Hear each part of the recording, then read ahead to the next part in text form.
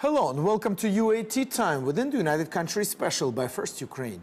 You can find us on the frequencies available on our website, firstuaid.com. I'm Sergey, Velichanskiy. And I am Olivier Vedrine. UAT Time is dedicated to bring Ukraine and Europe closer to each other by introducing the real Ukraine to the rest of the world. It's been 2 years after Crimea annexation, and it is at this time that the Ukrainian security services have released documents showing who did what back then.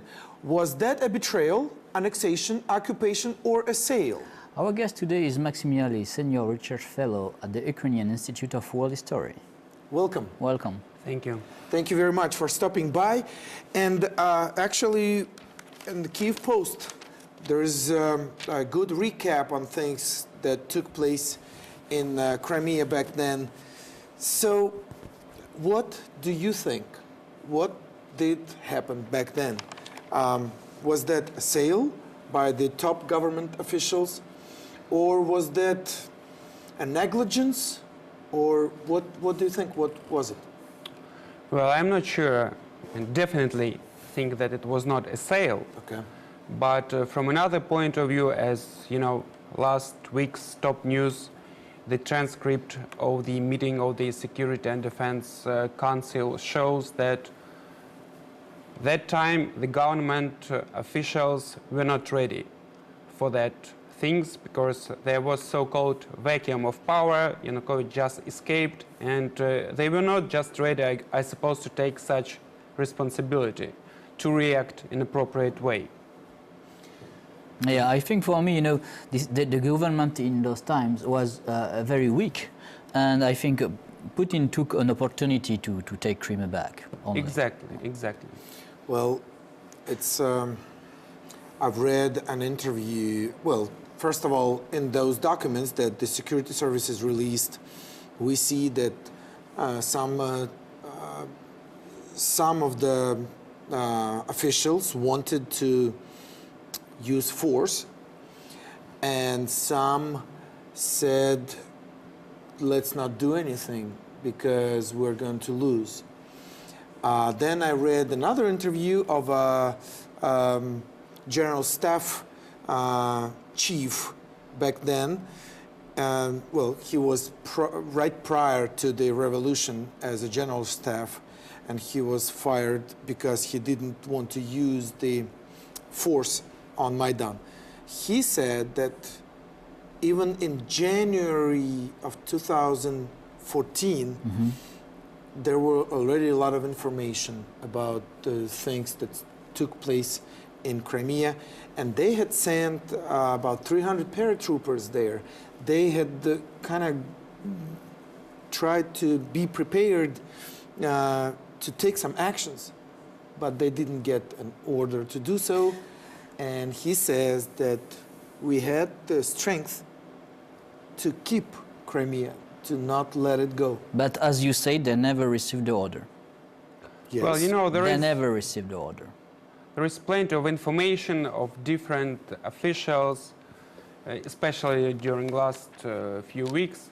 The point is that what is 300 paratroopers, if to take into account that they were about 20,000 Russian soldiers? Yeah, definitely yes. But what I'm saying is, he says that two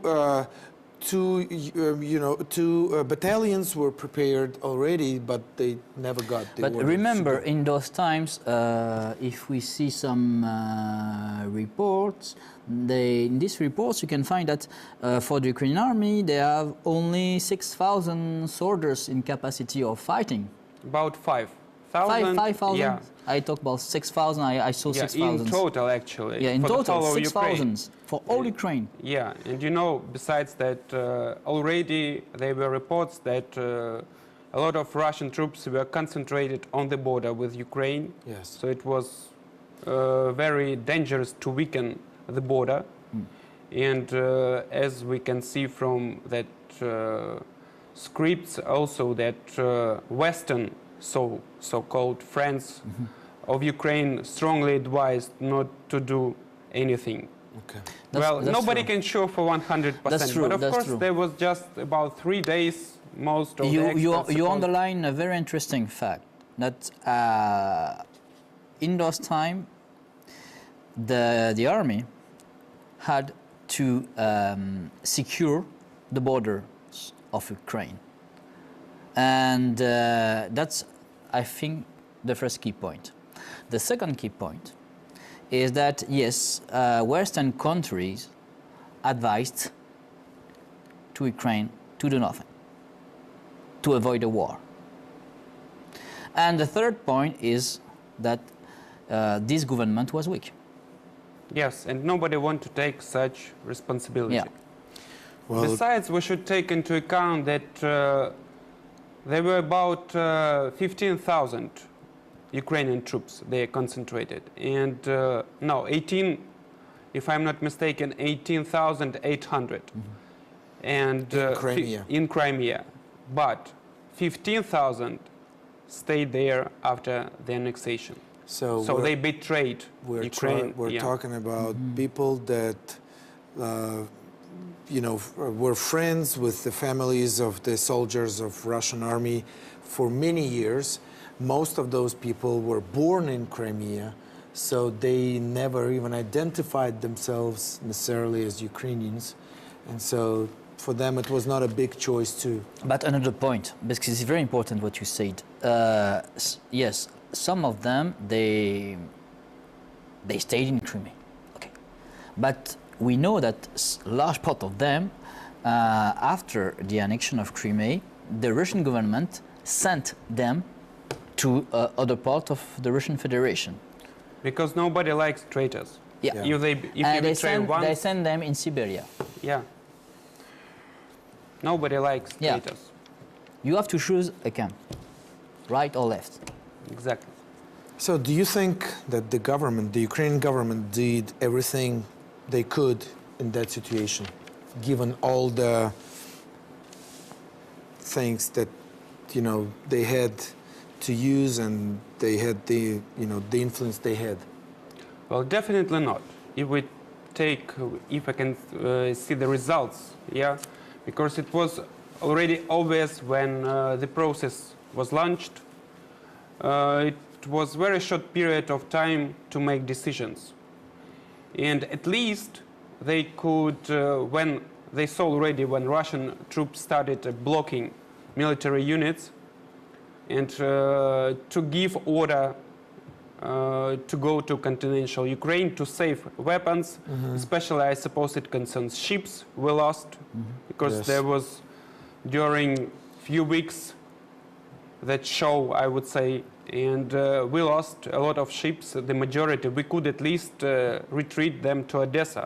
Had we used all the information, intelligence information that we had back then in January, but somehow, because, it's like this, if by the information, if according to the general's information, the general chief of staff, that intelligence we had back in January, so definitely that February and March, we could have used that to save the ships, the planes, Yeah, and I'm sure that the ammunition storages and definitely. that. Here, absolutely true.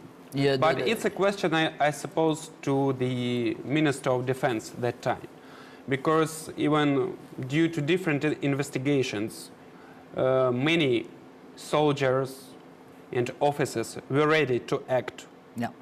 but there were no orders. Absolutely, they couldn't do it by themselves. I think this is also a key point. They never received the order. Never, Exactly. never. well, now with the information that we get as far as, yes, there's a strong advice from the West, and probably the advice could have sounded like, we're not going to help if you engage, so please don't. And so with that information on each side, definitely, and then probably I could probably see how the intelligence could have gone like this. Okay, if you engage in Crimea here, then how about your eastern borders? The information, again, given in the Kyiv Post says about 38,000 Yep. troops were on the borders. Yeah. So had we engaged in Crimea, I could probably give 100% that there would have been an attack. So, by the way, that was the same during Maidan, because somebody said to me, why during Maidan you didn't kill some deputies in the Rada, didn't kill much people? I said, come on, if during Maidan we did that, the Russian army, they will invaded, they invaded Ukraine if we, no. That was impossible. Then for Crimea, this is the same. I think the Russian was waiting for a mistake.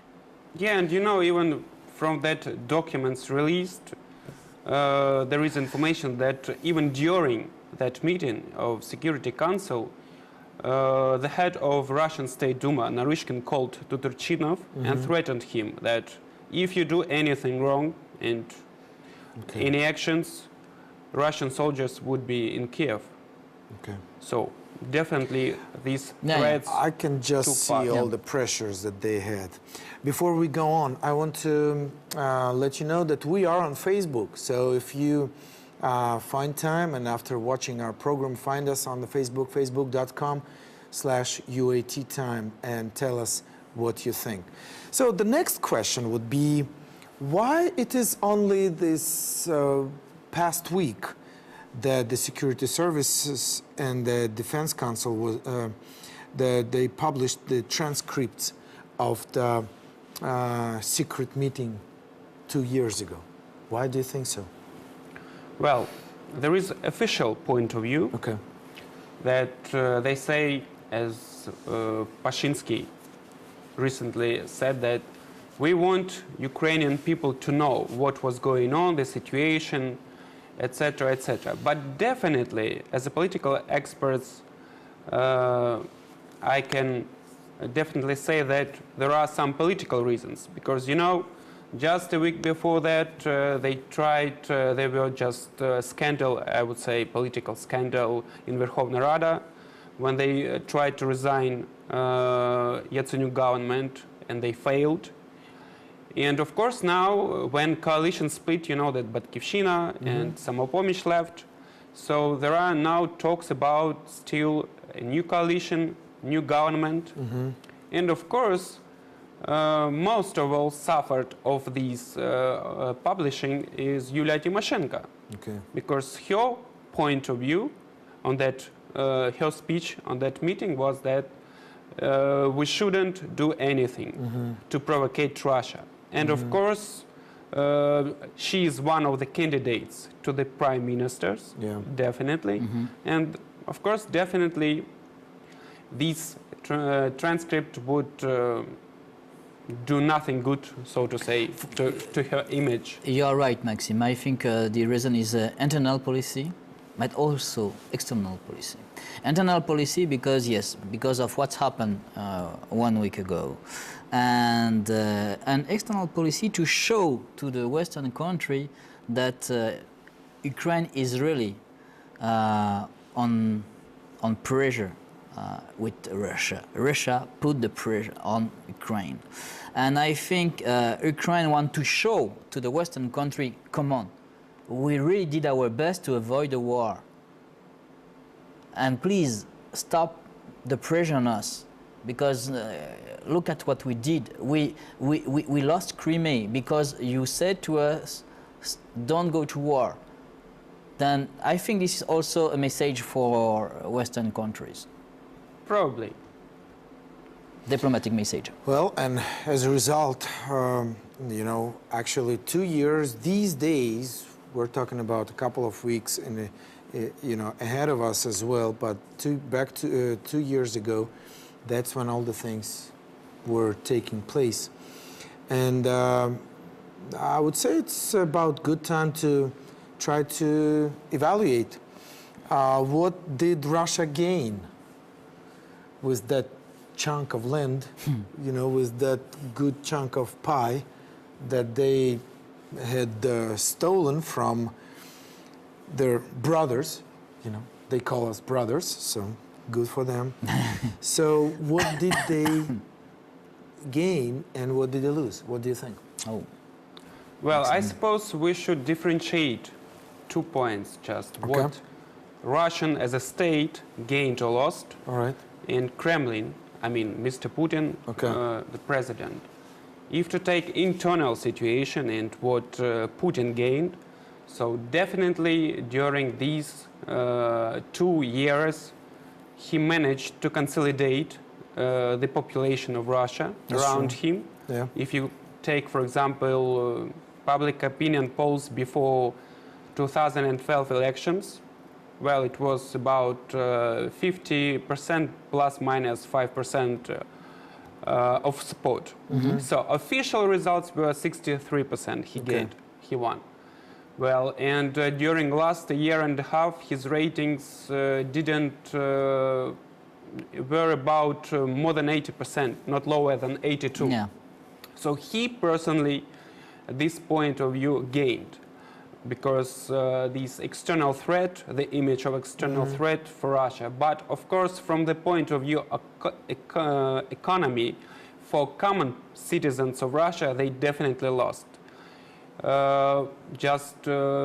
Economists estimate the losses, first of all, from sanctions, and I would say not even sanctions, but the drop in price of oil prices from 100 to 500 billion US dollars. So recently, Russian experts estimated that during 3 years from 2014 until 2017, Russia would lose about $700 billion.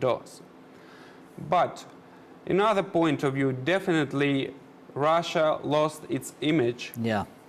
That's the biggest, I would say. I think the biggest one, the biggest. Yeah. Now everybody understood that Russia is a threat. Yeah. So they just lost their position in G8. And of course, definitely now Russian business suffered a lot. Yeah. They cannot do business as usual as they did, and economy is still suffering. But I suppose most of all, just common Russian citizens lost because of it. I want to add some analysis. For the internal policy of Putin in Russia, internal policy, yes, you talked about the support of Putin, but I think the support of Putin is not very serious. You know, as I said, Stalin also had a big support, Nicholas II also had a big support during those times. But I think the support of Putin will end when the Russian people will not have food in the fridge. Yeah. And you know, our friend Igor Smeshko said that the end of the Putin propaganda will be when the fridge will be empty. And I'm sure of that. I'm sure, definitely sure of that. But and go ahead. and that for me, the key point is when the Russian population will stop to believe the propaganda on the television, when they will stop when the fridge will be empty. Well, but the point is, and the difficulty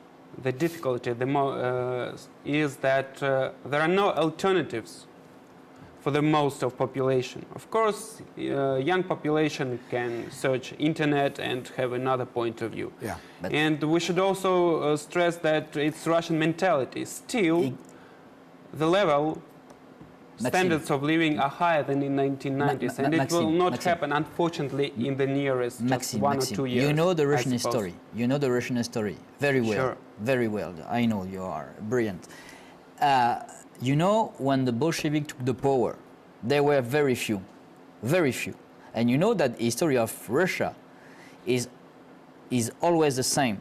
Very few people took the power to change Russia. This is always the same. And in St. Petersburg and in Moscow. And what I believe is this: now we have only to wait for this moment, as the Bolshevik waited 1 century ago. And we are in the same logic. Okay. Well, here's the thing. Crimea was quite an exciting and quite looks like it was quite an easy victory for Putin and for his image. That was a major thing. Quick, effective, strategic. So it was very, very, very, very well done thing. But it's been 2 years. It doesn't look like he's had victories. Come on, you think this is? I am agree. This is on the paper. This is a victory, but do you think it's really a victory? No, I'm talking about when you are the a big country and you take a small part of a weakness country. I'm talking about the increase of the support of the population. I mean, if we're talking about him as a gambler, the one who is playing, well, he bluffed, and we bought it. He just took the land, and the support had raised, drastically. Well, but it's been 2 years, and so somehow he needs to keep the support. Somehow he needs to feed the beliefs of people who start asking questions. That's why we received a lot of gets here, and some of them, when we talk about Russia, they said to us that Putin need war to stay in the power. Actually, that's what he's doing. Now Syria, for example. For example. Now, well, I want us, because we've got several minutes left, I want us to concentrate on the future a little bit, because we can talk a lot about what happened, analyze, so we'll let professionals do that. But what are we looking at? I know people that had they're refugees from Crimea, and they hope to take Crimea back somehow. What do you think? What are the maybe international influences? What is happening, and can we expect a good thing like returning of Crimea in the near future? Near future. Well, I would like to be optimistic, but as an expert, if we analyze just Western EU especially, they actually do not discuss Crimea annexation and bringing it back.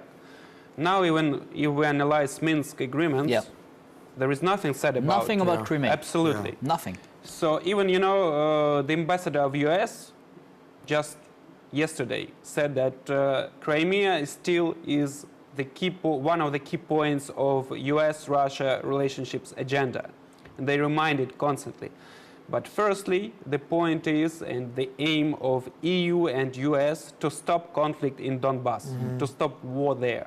And then, only after we succeed in that issue, we can come back to Crimea. So definitely, I would like to be optimistic.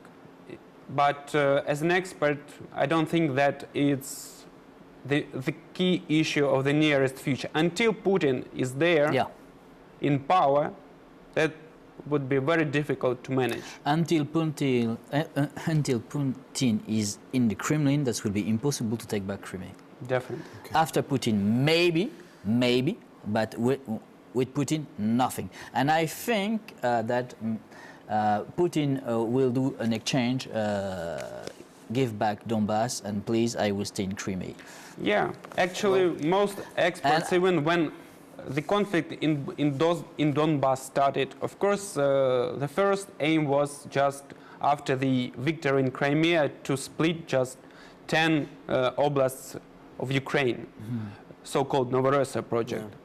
Yeah, but now just definitely they are bargaining just to stop conflict in Donbass in exchange to leave Crimea. Yeah. Okay, time is up. We will definitely keep an eye on all the new developments and see how things develop. Definitely something is about to happen because a lot of people are very anxious of some changes for better. And the problem now is in the Kremlin. Well, yeah, okay. It was United Country UAT time by First Ukraine. Our guest was Maxim Iali, Senior Researcher Fellow at the Ukrainian Institute of World History. Olivier Vedrine and Sergey Velichanskiy were working for you in the studio. Stay with us and we will show to you the real Ukraine. Thank you for being with us. Have a good day and see you soon.